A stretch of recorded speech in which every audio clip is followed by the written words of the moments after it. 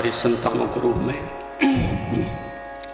मेरे निजातमन बातें साधक के लिए आप ध्यान रखें। 19 से गुजरकर ये यात्रा अपनी मंजिल तक पहुंचती है। पहली बात, विधि, उपाय, मेथड, वह आप किस प्रकार से प्रयोग करते हैं। ये चुनाव सबसे अधिक महत्वपूर्ण है। यदि विधि ठीक नहीं, चुनाव ठीक नहीं, तो दिशा अपने आप ठीक नहीं, और जब दिशा भ्रमित होती है तो फिर मंजिल अपने से बहुत दूर और दूर होती चली जाती है। इसलिए प्रथम कदम ही अंतिम कदम है। सही दिशा में उठाया गया प्रथम कदम आपको मंजिल तक ले जाता है। इसलिए एक ऐसे गुरु की, एक ऐसे अनुभवी योग के, अपने अनुभव से गुजरकर शिखर पर पहुंचने वाले योगी की अत्यंत आवश्यकता है कि वह प्रथम कदम को सही दिशा में, सही निर्णय में, सही नीति में आपको बढ़ा सके। तो फिर योग से सरल संसार में कुछ भी नहीं, क्योंकि भोग में जितना जलता है, तड़पता है, लुटता है और मिटता है, और संपूर्ण जीवन व्यक्ति विष खा करके अपने जीवन को नष्ट करता है, उसकी अपेक्षा योग का तो पहला कदम ही इतना सुगंध से, आनंद से और प्रेम से भरा हुआ है, उस व्यक्ति को जब उसकी सुगंध मिल जाती है फिर उस विष को कभी भी खाना पसंद नहीं करेगा।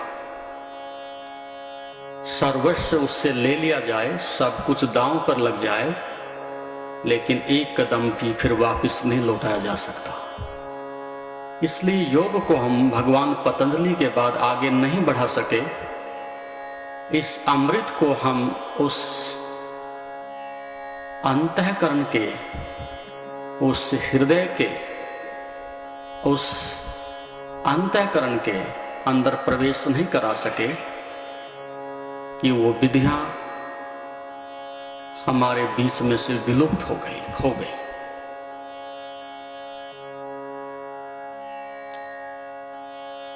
तो पहली बात विधि, और विधि का अर्थ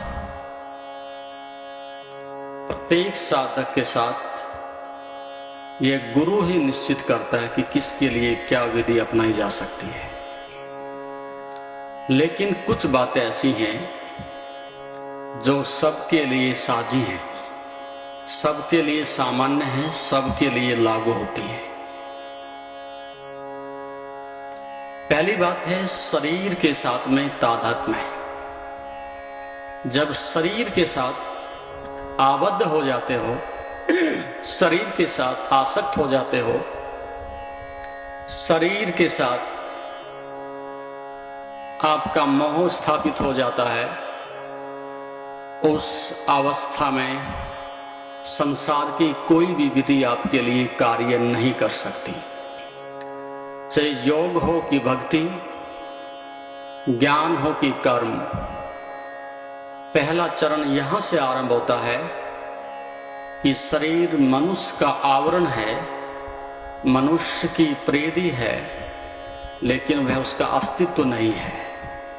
वह साधन है लेकिन साध्य नहीं है।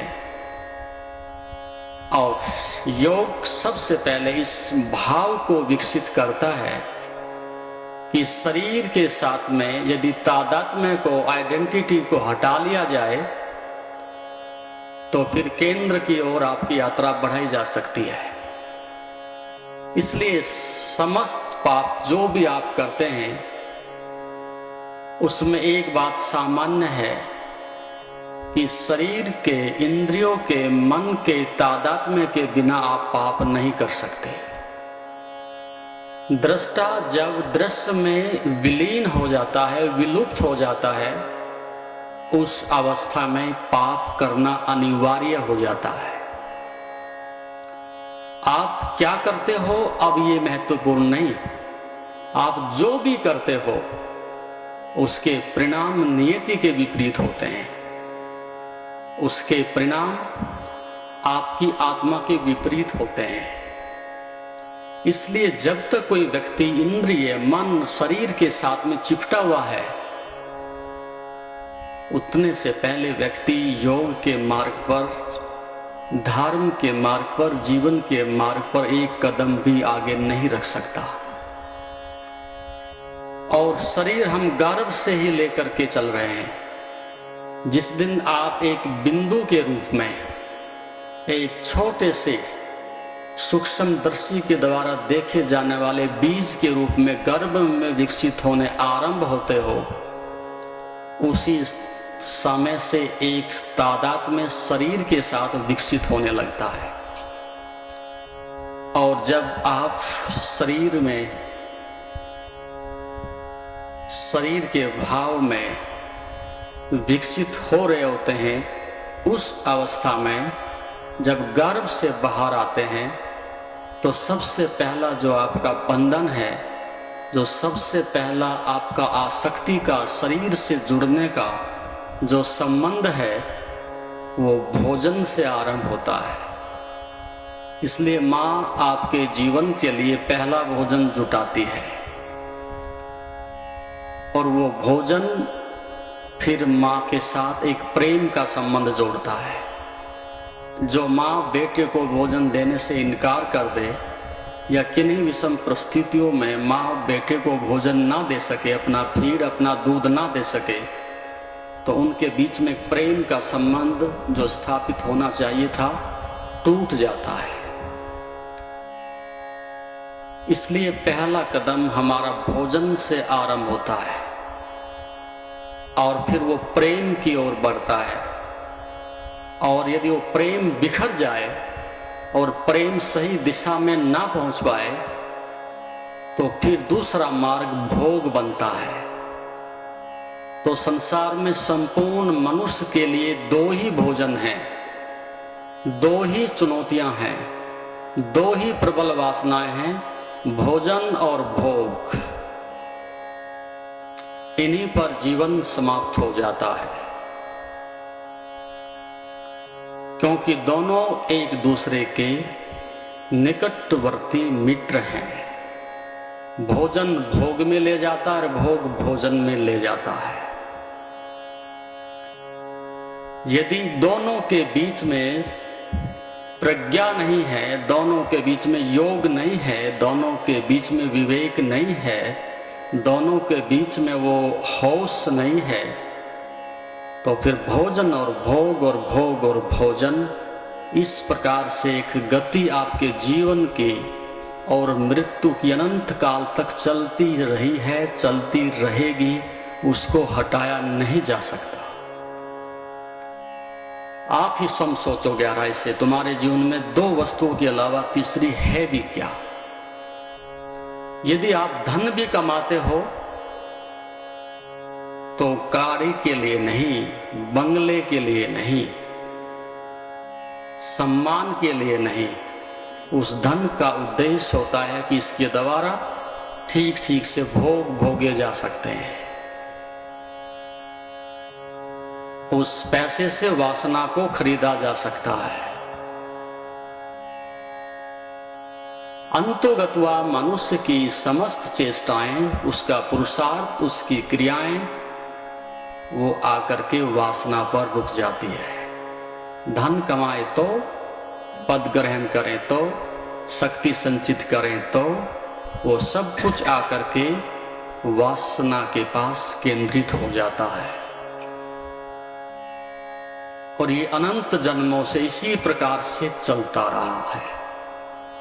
आप आंख बंद करके यदि अभी भी बैठो और 1 घंटे के लिए इस बात की गणना करो, अनुसंधान करो, उस पर विचार और मनन करो, तो आपके 100 विचारों में से 99 विचार धन और स्त्री के होते हैं।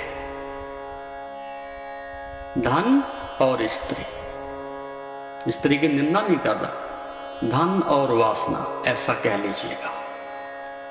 तीसरी बात आपके मन में उठेगी, ये चमत्कार हो सकता है। क्योंकि एक इंद्रिय आपके पास नहीं है, बहुत सारी इंद्रियां कार्य करती हैं।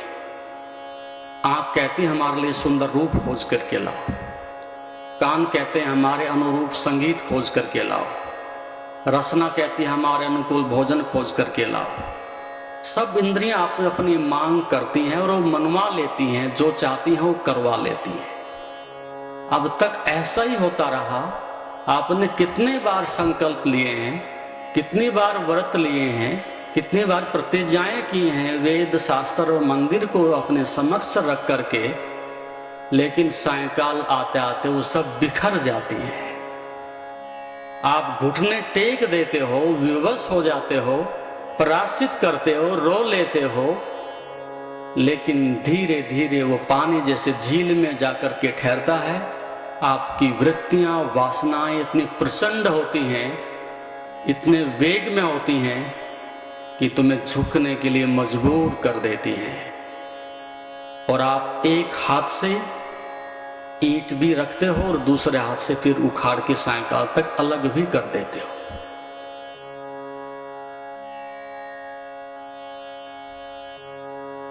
तो योग सबसे बड़ी चुनौती जो उसके सामने है कि मनुष्य की ऐसी दयनीय स्थिति से, ऐसे कीचड़ से, ऐसी अनंत जन्मों की एक जुड़ी हुई धारा से उसको किस प्रकार से तोड़ करके निकाला जाए, उसके स्वरत को इस संकल्प, उस पवित्रता में कैसे बदला जाए, उसके लिए कल हमने एक सूत्र पर चर्चा की थी।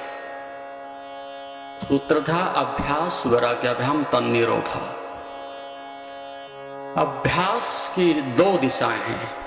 एक अभ्यास जो चेतन की ओर से किया जाता है, एक अभ्यास जो प्रज्ञा की ओर से किया जाता है, और एक अभ्यास आदत की तरफ से किया जाता है। आदत में तुम्हें कुछ भी करने की जरूरत नहीं, केवल गिरे रहने की जरूरत है। आदत में कुछ भी तुम्हें प्रयास करने की आवश्यकता नहीं, तुम स्वयं ही शिकार बन करके उसके मुख में चले जाते हो। तो जो भी कुछ तुम करते हो, भोजन वो आदतन करते हो, क्रोध करते हो आदतन करते हो, किसी को प्रेम भी देते हो तो आदतन देते हो, किसी की सहायता भी करते हो तो आदतन करते हो। और उस आदत का अपना एक गुण है, उसका अपना एक धर्म है। वो तुम्हें आशा तो सदैव ऐसे ही देती है कि मिलेगा। उस आशा में ऐसा लगता है कि आनंद के जो खजाने इस आदत में ही छिपे हैं, तभी तो मूड मन उसका पीछा करता है आदत का। लेकिन जैसे जैसे तुम आगे बढ़ते हो उसमें से दुर्गंध आती है। जैसे जैसे खोल तोड़ करके देखते हो उसमें से तुम्हारी मूर्खता झलकती है।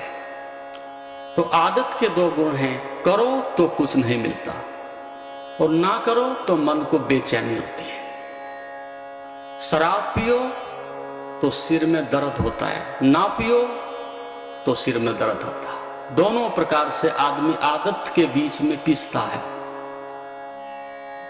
तो मनुष्य की जिंदगी एक आदत की तरह से, एक मूर्छा की तरह से, एक पागलपन की अवस्था से, सदैव एक मूर्छा से दूसरे मूर्छा में, एक दुख से दूसरे दुख में, एक पीड़ा से दूसरी पीड़ा में, ऐसे ही गतिमान रहती है, ऐसे ही रहती रही है। तो बिना आदत के तुम नहीं रह सकते। जो भी संकल्प करो वो सायंकाल तक समाप्त होकर के विकल्प में आ जाता है, आदत में आ जाता है। और इस पर योग ने तो बहुत पहले अनुसंधान किए हैं, लेकिन अब जो मनोचिकित्सक हैं वो भी इस बात को मानने को राजी हो गए हैं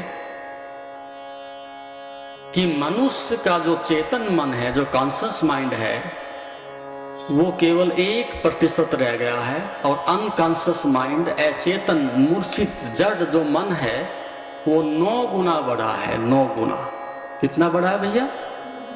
9 गुना। जैसे कि लकड़ी को आप पानी में डाल दो तो उसका एक हिस्सा ऊपर होता है और 9 हिस्से अंदर होते हैं। ठीक इसी प्रकार का अनुपात आपके मन का और आपकी आदत का और आपके जो है अभ्यास के बीच चेतन मन का बना हुआ है। इसलिए जब आप कोई भी पवित्र संकल्प लेते हो, कोई भी प्रतिज्ञा करते हो और वो टूटती दिखाई पड़ती है, और वो टूटेगी निश्चित रूप से।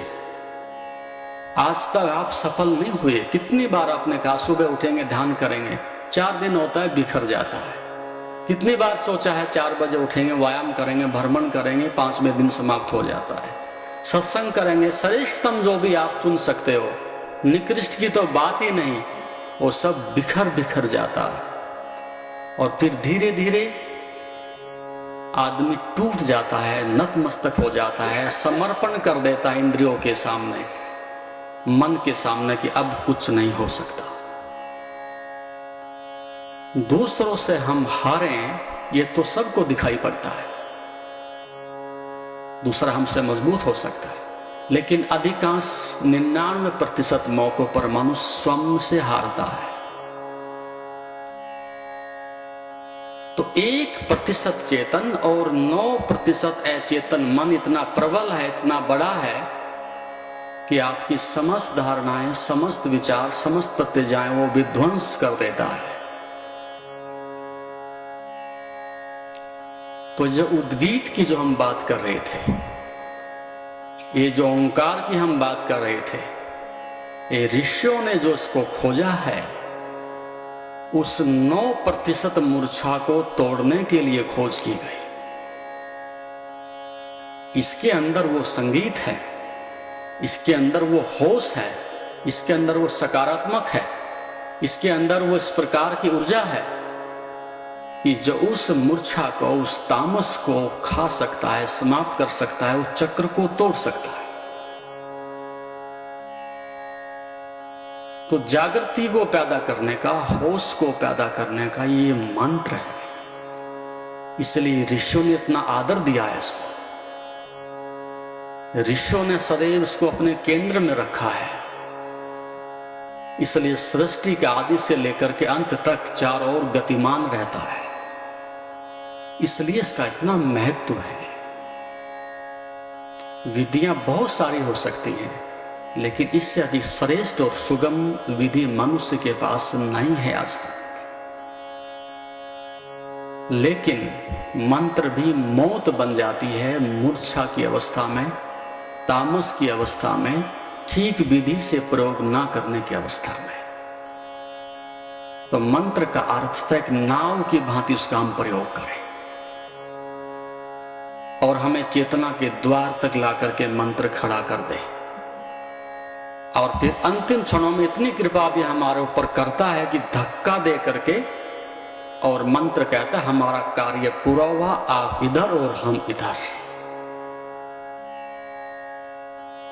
मंत्र समाधि में प्रवेश नहीं करता, लेकिन समाधि के द्वार तक ले जाता है। भवन में प्रवेश करा करके और कहता है अब आपकी हमारी मित्रता यहीं तक थी, वापसी कर जाते। लेकिन जो एक माला पकड़ करके घुमाते रहते हैं, एक आदत की तरह से मंत्र को रटते रहते हैं, उनके लिए उसका फिर कोई अर्थ नहीं रह जाता।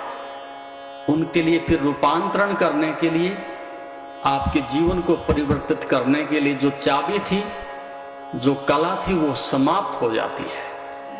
इसलिए मैं कहता हूं जब आप ओम बोलते हो तो उसको दृष्टा हो करके, आप श्रोता हो करके और वक्ता हो करके दोनों बातें साथ साथ रखनी है। आपने इसको बोलना भी है और सुनना भी है। उस अवस्था में एक सजगता निर्मित होती है, एक अवेयरनेस निर्मित होती है, दोनों के बीच में एक होश आ जाता है और वो उस अचेतन मन को निगल जाता है, उसको तोड़ करके बाहर निकाल देता है और समस्त इंद्रियां आपकी सतेज हो जाती है, प्रखर हो जाती हैं। और उसकी पहचान क्या होगी? जैसे जैसे आपका तामस चला जाएगा, आपके अंदर जागरूकता आएगी, तो पहला जो उसके अंदर कदम होता है, जो पहली पहचान आपके अंदर घटित होती है, उसके अंतर्गत आपकी जो आंखें हैं, जब आप देखते हो तो साकार में विश्वास नहीं करती, शरीर पर नहीं टिकती, आवरण के ऊपर नहीं टिकती, वो धीरे धीरे अंदर की ओर प्रवेश करने लगती है। आप साकार की अपेक्षा, रूप की अपेक्षा निराकार में अधिक आनंदित होते हो। उस निराकार में आपको अधिक तृप्ति मिलने लगती है। बाहर का जो खोल है वो आपके लिए छिन्न होने लगता है और अंदर की आत्मा प्रकट होने लगती है। इसलिए जब आप देखो तो उस अवस्था में शरीर का, इंद्रियों का और मन का जो आवरण है वो छिन्न भिन्न होने लगता है, उसमें रुचि समाप्त हो जाती है। जैसे संगीत है, यदि कोई व्यक्ति बहुत कामुक है, सेक्सुअल है,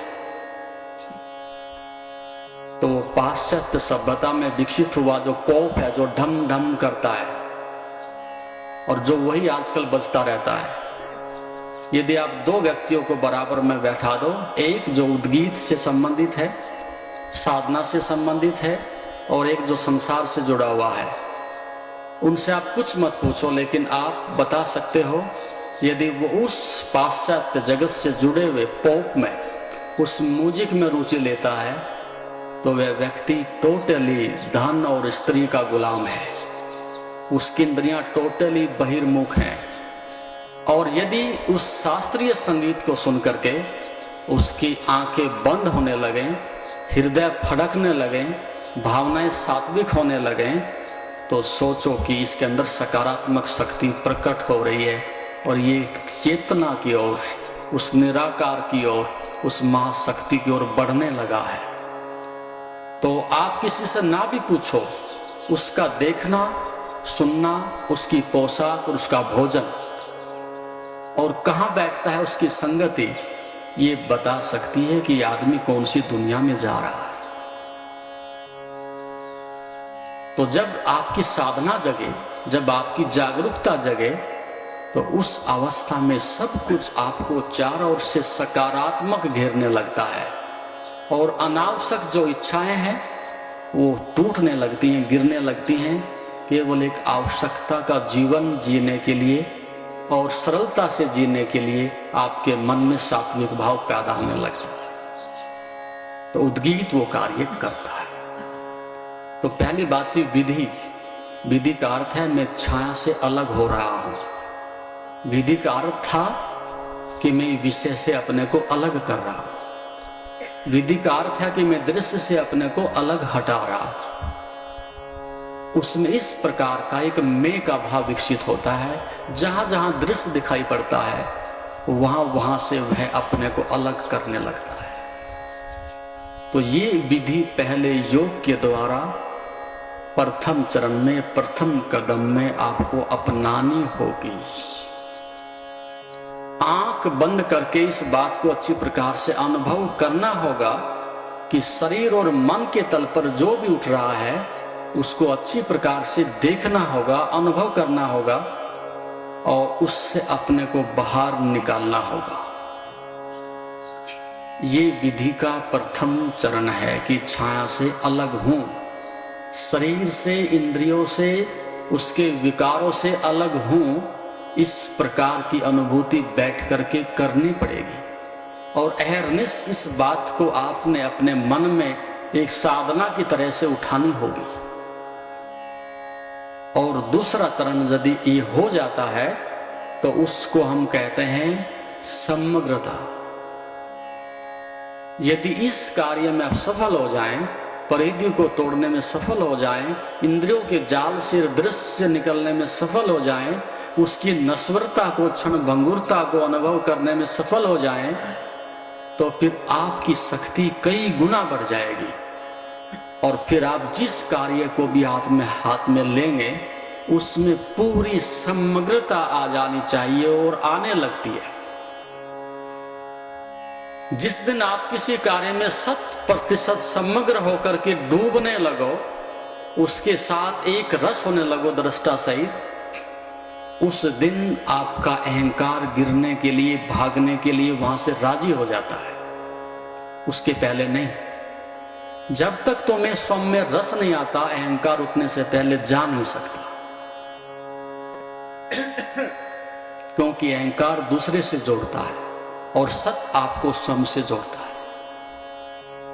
तो साधक का दूसरा कदम है, उसमें इतनी समग्रता होगी, इंद्रियां इतनी सबल होंगी, इतनी प्रखर होंगी, इतनी जागरूक होंगी कि कोई भी कार्य उनके हाथ में दिया जाए तो उसमें समग्रता से डूबने के लिए एकजुटता दिखाई पड़ेगी, किसी प्रकार का बिखराव दिखाई नहीं पड़ेगा। अब जब आप कार्य करते हो तो आराम से बैठ करके देखा जा सकता है। आपकी आंखें कहीं जा रही हैं, कान कहीं जा रहा है, हाथे कहीं जा रहे हैं, पैर कहीं जा रहे हैं, सब कुछ आपका ये ताना बाना इतना बिखरा हुआ है। ऐसे बहिर्मुख व्यक्ति को कहाँ से साधना आएगी, कहाँ से ध्यान आएगा, कहाँ से योग आएगा, कहाँ से सुरती लगेगी, कहाँ से तुम चेतना का आनंद ले सकोगे। बिखरा हुआ व्यक्ति तो भोग का ही भोजन बनता है। योग के लिए तो समग्रता चाहिए, एकजुटता चाहिए। इसलिए उसके लिए भगवान पतंजलि अगला शब्द प्रयोग करेंगे, वैराग्य। उस समग्रता का अर्थ है दूसरे अर्थों में वैराग्य। वैराग्य का मतलब बाहर देख लिया, रस है नहीं। शरीर को उलट पुलट के देख लिया, उसमें से अमृत निकला ही नहीं।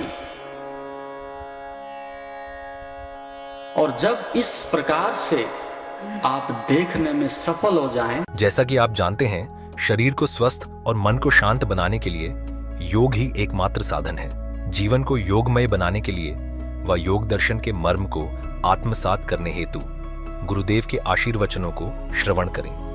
उनके द्वारा दिया गया मार्गदर्शन आपके जीवन में सकारात्मक बदलाव लाएगा। अगर आप पतंजलि योग दर्शन सीखना चाहते हैं और इस प्राचीन ज्ञान को अपने जीवन में शामिल करना चाहते हैं तो हमसे संपर्क करें। हमारे योग सत्र न केवल आपके शरीर को स्वस्थ बनाएंगे बल्कि आपके मन और आत्मा को भी संतुलित करेंगे। अधिक जानकारी के लिए हमें नीचे दिए गए विवरणों पर संपर्क करें। हमारे साथ इस योग यात्रा की शुरुआत करें और अपने जीवन को शांति और सकारात्मक ऊर्जा से भरें। धन्यवाद। आपका दिन शुभ हो। ओम नमस्ते।